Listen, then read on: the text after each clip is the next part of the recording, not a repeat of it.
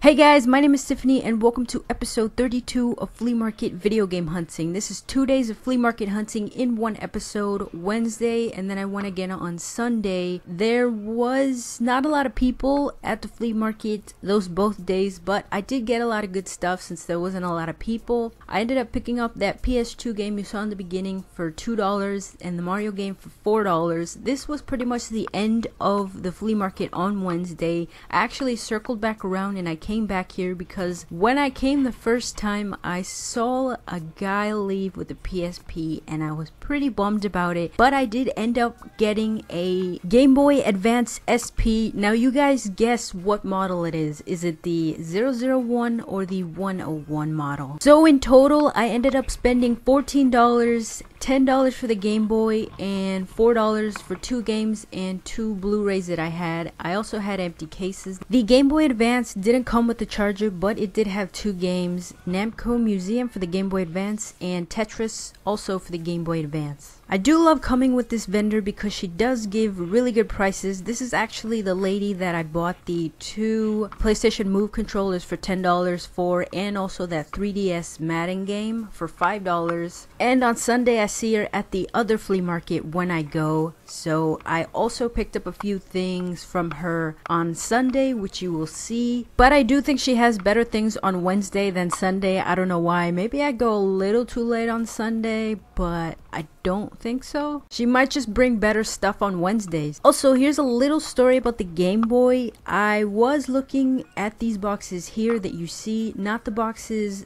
on the side by the tables. The lady was saying $1 for whatever was in those boxes, and there was a girl who ended up finding the Game Boy Advance SP. It was in the dollar boxes, but the lady ended up saying that she didn't check those boxes, so that shouldn't have been there or something like that, and she said it was 10 and she didn't end up taking it for 10. So as soon as the lady's husband put the game on the side where there was a couple more electronic stuff, I told him I was gonna take it, and in a way the girl kind of helped me find the Game Boy. Also, I took it kind of risky because I didn't see it. The guy had it in his hand and I don't know why I didn't check it before I bought it, but don't worry guys, it works. I just need to buy a charger for it. I turned it on and the screen automatically turns off because it doesn't have any more charge on it. So this is Sunday's flea market. I did pick up this Nickelodeon cassette player for $1. Like I said, it wasn't that full. There was a soccer game on, so there wasn't a lot of people there that day. But surprisingly, and I don't know why, okay, well maybe because there is a lot of original Xbox games. I feel like there's a lot, like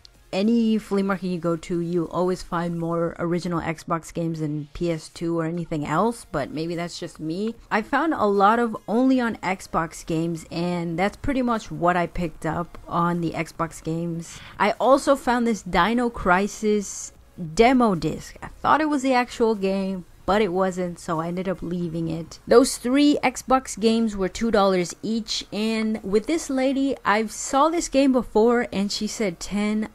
When I left the flea market, I looked it up and I saw it went for about that on eBay, but I forgot that I had checked it the last time I was here, the price I mean, and I ended up picking it up for 10. I mean, it's not that bad of a deal, right guys? Also, this Kirby case is empty.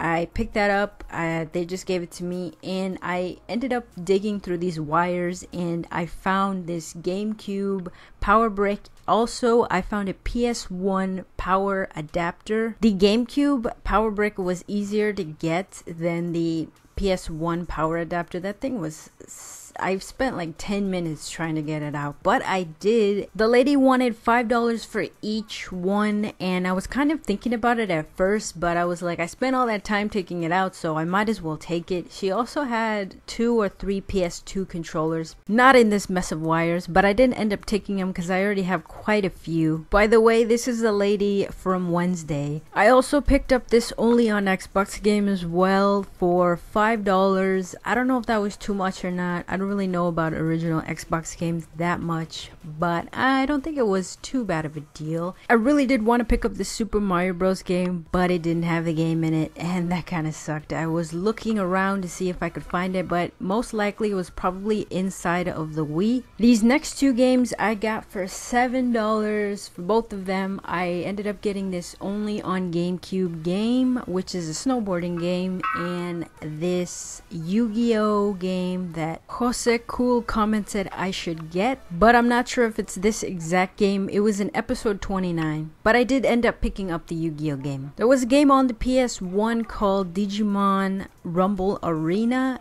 but I didn't pick it up because it had way too much scratches, heavy, deep scratches, and there was a Crash game, but it was also a demo disc. What is with all these PS1 demo discs? And the last pickup for Sunday was a PS1 game. I was going to take 3, but the guy wanted $5 a piece. I was going to take a Resident Evil 2 for the PS1, but the reason I didn't take it was it only had disc 2. Now I have disc 1, all I need is disc 2, but I think that for $5 that was just way too much. I don't know, what do you guys think? What's your opinion on that? I was also going to take the Mortal Kombat game, but it was more of good condition. The game that I ended up taking was very good condition, and yeah, I wish I could take them all, but not for $5 each. And I know I maybe could have bundled them, but a lot of people don't really like to negotiate prices at these flea markets that I go to, so I don't really try most of the time because I know they're probably gonna say no. And here's a little update on the Dreamcast, guys. A viewer by the name of Me Overthinker suggested I should open it up and clean the gunk out because they did that and it worked for their Dreamcast. So I was gonna open it up,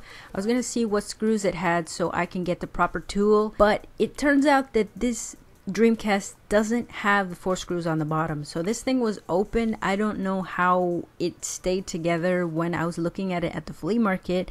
Maybe they put a little bit of glue in it to keep it closed, but I'm pretty sure it was that same guy that sold it to me. He opened it up, I don't even know why he didn't put the screws back in, but he put some sort of something because I had to use a little bit of force to take the cap off of the console. Those of you who follow me on Instagram, you guys already know, but I wanted to let the viewers that don't follow me on Instagram know about that. So yeah, that's that. And the toy you see up at the top there, I did find on Wednesday's flea market trip. I didn't get a good angle on it, so you guys didn't see it. That was $1 and another impulse buy. And for those of you who have been waiting to find out what model that was, or maybe you forgot, because I sure did, it is the Game Boy Advance AGS 001. So not the best model, but I am glad that I did find it for $10.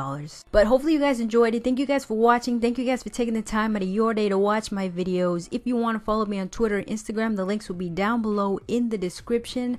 Happy hunting. Until next time, guys, I'll see you in my next video.